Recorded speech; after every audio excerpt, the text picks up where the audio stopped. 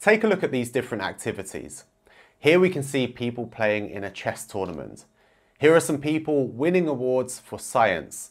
Here are teams of people playing in a football cup final. And please, no comments about me choosing to live in the past with Arsenal. I think most Arsenal fans are. But what do we see in each of these cases? Well, you have people going up against people that are at their level. The kids compete against the kids. The professional adults compete against fellow professionals. You don't have everyone competing at the same level. But now let's look at the equivalent for traders. Yeah, although learning to trade is fun for many people, it can also at times feel frustrating as hell. So why is that? Well, with most other complex skills, your development involves performing in environments that match your ability level. You start off being surrounded by beginners. Then as you develop a bit further, you might be up against an intermediate level, and eventually you'll be there with the other experts. But with trading, you're always in the deep end. There isn't an easy mode or a hard mode that you can switch between. It's just the markets, and they're the same for everyone. So what do you think would happen if you had 5-year-olds just starting to learn to play football, having to compete against the likes of Lionel Messi? The 5-year-olds, they might be impressed to start with, but they'd soon get frustrated with not being good enough to even touch the ball, and they'd eventually give up. And the same is true for traders. Think about it. What can you do to make the situation more manageable when you're learning to trade? Of course, we can do things like using a demo account, but all that's doing is removing the monetary risk and therefore reducing the psychological factors. The difficulty of the skill itself is still the same, since it's still based on the real markets. You can also use a simulator or use manual backtesting. That gives you the advantage of being able to slow down or speed things up and replay moments again to experience them again and again, but it's still based on the real markets, and the situations are still the same ones that all ability levels will deal with. Now, we know that trading is a difficult skill to master, hence why over 90% of traders lose. So I think it's inevitable really that someone who's still in the process of learning is going to be dealing with a lot of losses, a lot of mistakes, a lot of situations that leave them feeling confused. Now, a famous piece of research that investigated how expertise is developed found that competence-based motivation is critically important for ongoing learning. In other words, in order to keep driving ourselves on towards achieving more and more competence and eventually mastery, people need to feel a sense of competence along the way. They need to feel like they're achieving, that they're doing well. So, for example, if you have a beginner tennis player, they're not very good compared to the experts, but since they're playing against other beginners, they might not actually be aware of how bad they are, so they might feel competent. But for trading, it's going to become very apparent straight away because you can easily look at your stats. You can look at your return, your drawdown, your success rate. You can see if you've burnt out an account. It's all going to show you the level that you're at. So two psychologists, Duval and Wicklund, did some groundbreaking research on self-awareness. And they found that when people are made more self-aware, they compare themselves to the standards of correctness in that activity. And depending on how big the difference is between their actual standard and the standard they need to be at, and how difficult they perceive it to be to get there, they'll either try harder or it will lead them to experiencing more negative moods, dealing with things like doubt, anxiety, frustration. So if you're being self-aware as a beginner, and to go back to the tennis example, you're up against other beginner tennis players, if you're self-aware, you might see that you're not as good as the other beginners, but because you perceive the sort of difficulty to get there to not be so bad, it might lead you to work harder to reach that level. You're not competing against experts, you're competing against other beginners.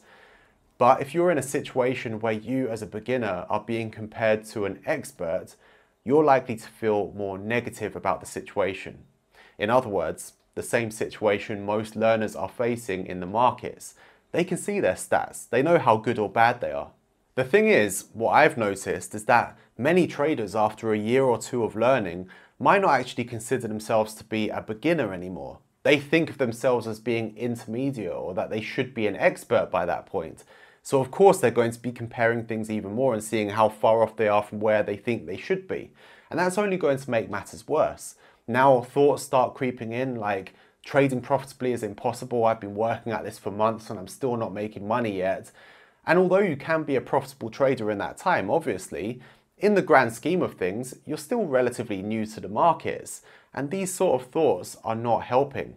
As I mentioned before, we need to constantly have a feeling of competence to achieve more competence. But also, these negative emotions like frustration, doubt, anxiety, depression will also harm our performance in another way, because these become a distraction that divides our attention. As you may remember from our video on negative self-talk in trading, which you can click up here to watch if you haven't seen, these take up our executive functions as we start to focus on the source of the negativity, and this drains our neural resources. Unfortunately, this also makes it impossible to enter a flow state. When we experience flow, we're totally in the zone. Our attention is intensified. We're completely immersed in the activity we're doing. And this not only improves our performance in the markets, but it also leads to us being in a state of enhanced learning, since we have enhanced cognitive bandwidth to process information more deeply and more efficiently. But since a flow state requires intense attention, it won't happen if our attention is divided. So if we're feeling frustrated or anxious, we won't experience flow. We have to be feeling a sense of competence, because flow comes when we encounter a challenge but feel we have the ability to overcome it. So we can see how by learning in an environment that isn't catered to our ability levels, which is what trading forces us to do, there can be a domino effect of issues that end up making the task even more challenging. But that's not all, because the very nature of the markets themselves can also cause even more frustrations that will amplify these issues even more. So imagine you've learned to play football and you've achieved a relatively high level, and then suddenly they literally move the goalposts. They change the rules of the game every single week. They alter the type of pitch you're playing on in the middle of a match. You go from being on grass to suddenly you're playing on sponge.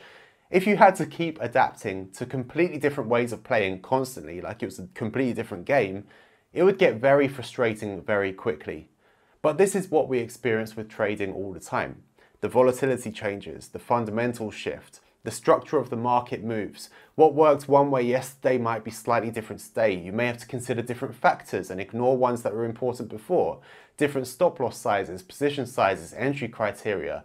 This can be really frustrating for beginner traders, especially when they begin to see some success under particular conditions, but aren't prepared for anything changing. Instead, they end up feeling frustrated and incompetent in new scenarios, and as we've discussed before, this is going to stop them progressing any further. Now, ultimately, I think that there are probably two reasons that most traders give up. The first is that they end up losing their money and they don't want to go through that again, it's traumatic. And the second is because they get so frustrated that they lose the belief in themselves, or they lose the patience to keep trying.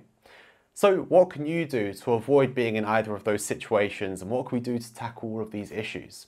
Well, I think among many different things, there are two things that are absolutely critical. The first is that you just have to internalize what you've just heard from me.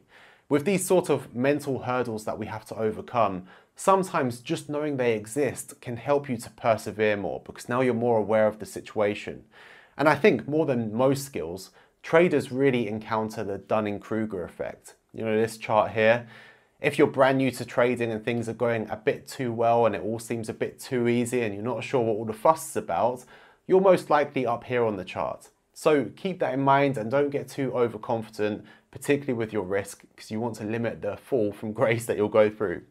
And if you've been learning for a while and you're still not profitable and you're feeling the struggle, just know that you're most likely further along in your progress than you think. Your confidence is likely to be lower than what you deserve it to be, simply because of the things that we've discussed in this video. So hopefully, by realizing that, you can gain more of a sense of competence and confidence, and that will help you enter the flow state more often, or at least start improving and progressing, not feeling so negative about things. And the second thing I think is critical is to have an appropriate learning plan. One that moves you along one step at a time to maintain a feeling of competence, where the returns you make in the market are not the focus until you're ready for them to be, so you aren't being measured against the standards that's way beyond where you are at that point in time. You know, lots of people think that trading is something that you learn by doing, But that doesn't apply to any other performance activity involving complex skills, so why would it apply here? All you're going to do is spend time approaching the markets as an amateur, experiencing traumas and continuing to fail. Instead, if you have a plan that takes you from acquiring the knowledge deeply, moving on to deliberate practice for all of the skills involved until you internalize it all and understand exactly what you're doing, then moving on to planned simulator sessions to drill those different skills before moving on to a demo account to achieve consistency, and only moving to a live account when you're experienced, when you've experienced different market activities and you know exactly what you need to do to come through them, trading consistently and profitably. So I do hope that if you have been feeling frustrated with your learning, this video has helped to give you some perspective. And if you want to know more about how I think you should structure your learning to achieve mastery in the best and most efficient way, just let me know down there in the comments. And if enough of you seem to want that, then I'll prepare it for one of the next videos. Hit that like button to support the channel if you made it this far. Let me know your thoughts down there in the comment section as well, and I will see you in the next video. Thank you very much for watching.